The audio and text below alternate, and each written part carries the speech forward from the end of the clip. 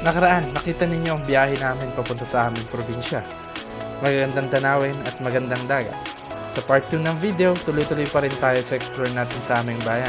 Mga pwedeng kainan at puntahan pa dito. Syempre swimming pa rin. Tara guys, biyahe tayo.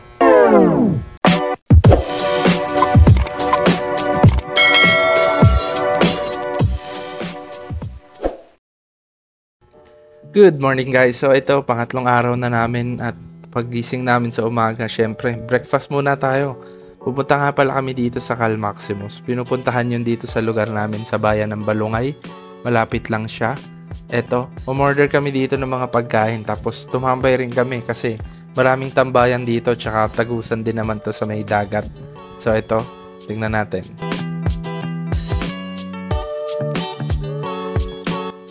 And yun, tambay lang kami dito habang iniintay namin yung pagluluto, no? Kasi freshly cooked dito. Tapos happy birthday nga pala kay Melok. Yan, kasama namin si Edmel.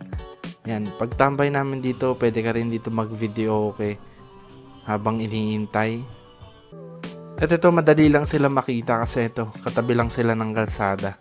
Tapos okay na okay.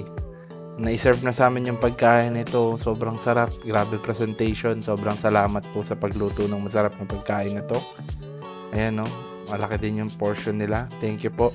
At syempre, libre nga pala to ng birthday boy. Salamat nga pala, Edmel. Alright.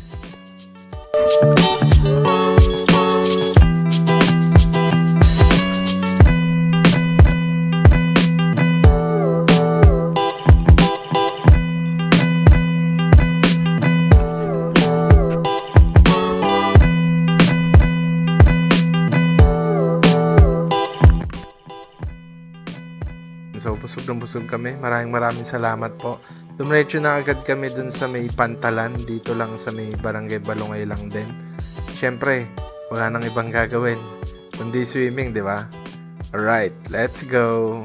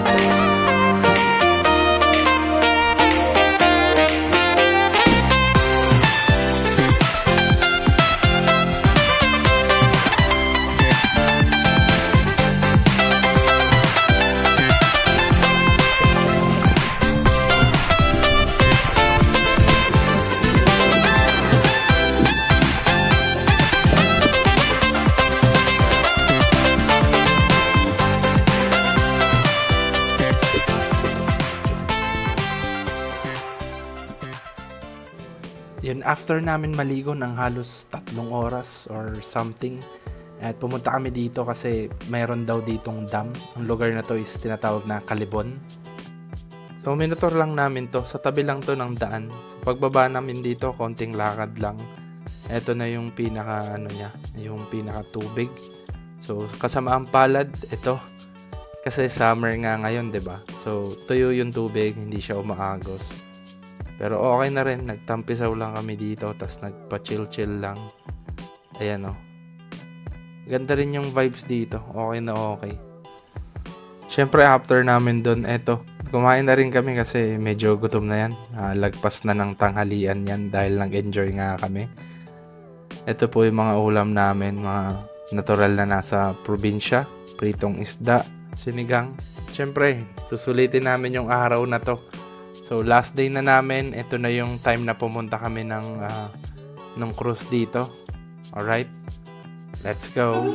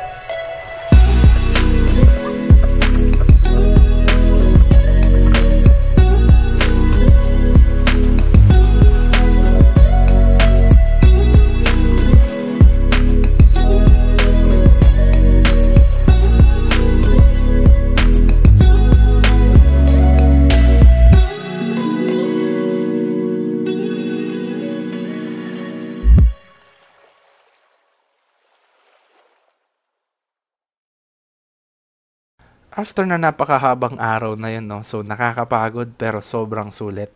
Pauwi na kami dito. Tapos tumambay. Tapos nakapanood kami dito ng basketball kasi magfe-fiesta nga pala sa barangay Balongay na ito. Ayan, mga naglalaro dito, mga pinsan ko lang din kasi halos makakamag-anak naman yun nandito. Ito yung mga counting shot nila.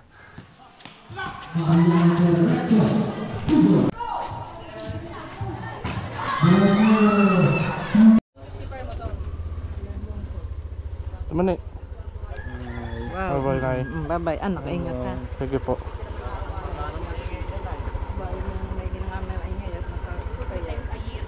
Wala.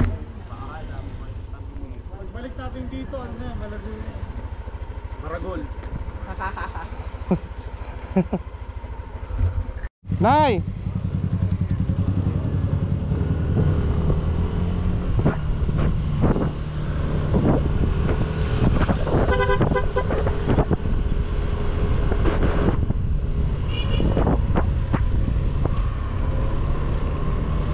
ayun nga guys, no. So pauwi na kami at sa bayan na kami ng Panukulan magmumula.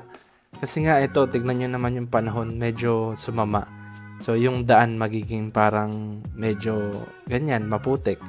So para sa safety na rin ng lahat at syempre nagkaroon ng desisyon na doon na kami sumakay sa bayan ng Panukulan. Good thing na lang na isa sa mga kapitan ng bangka dito is si Tito Papo. Siya sa mga nag-assist sa amin dito. Syempre naka-discount din kami sa mga nag-hornal kasi may bayad, medyo malaki yung bayad pag hornal ng motor tapos kasama pa yung pasahero. Kasi hindi siya katulad ng Roro na pwedeng kayo na lang yung magsakay, no. So dito, pwede naman yun kaso syempre para na rin sa turismo, di ba? Pero binigyan na rin kami ng discount dito dahil pinakausapan ni Tito Papo. Maraming salamat po, Tito. At isa pa, syempre, di ba? Sila nakakaalam nito eh. So, makakasigurado ka na safe naman yung motor. And all in all, okay naman nung sinasakyan yung mga motor namin. Safe na safe. At ayan, tignan mo. Ina-assist nila, marami sila. Sina-check nila. So, pag mga ganito kasing motor yan malalaki, medyo talagang mahirap. And kasi ayan medyo masikip siya. Pero okay na okay, wala naman ako naging problema dito. Pero yung sa kanila, yung sumunod, yung Aerox, yung MIUI, Honda Click, yung Sniper na 3, okay naman, nakapasok ng maayos.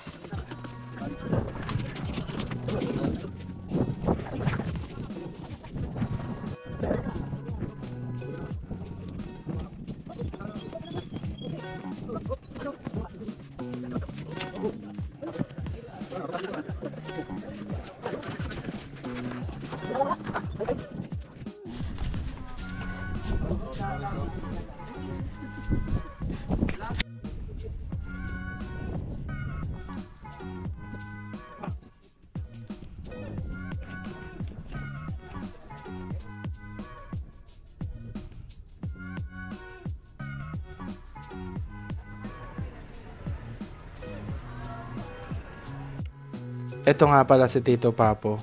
Ito yun, sobrang smooth lang nung naging biyahe namin. Walang naging problema. Guys, kung nag-aalala kayo, yung motor nga pala dito is mga tinali yan, no? Tas nilagyan ng mga parang life vest sa gilid para maging safe pag mga nagdidikitan. Pero hindi naman nangyari yun, no? Dahil sobrang smooth nga nung naging biyahe. Pagdating namin dito sa port ng Dinahican, sa Infanta, ito, halos 1.5 hour lang na biyahe yon dahil sobrang smooth nga at wala namang malalakas na alon. Ito, may mga ipapahornal mo pa rin yan. So, ito, naka-discount pa rin kami dito dahil kay Tito Papo kasi halos kilala niya naman yung mga dito yung mga nag-hornal. So, bubuhatin ulit yung motor, no, papunta dyan sa port, no. So, malaking discount ulit. Again, maraming salamat mo, Tito Papo, sa pag-assist sa amin. Ingat po palagi sa biyahe. Sa susunod po ulit.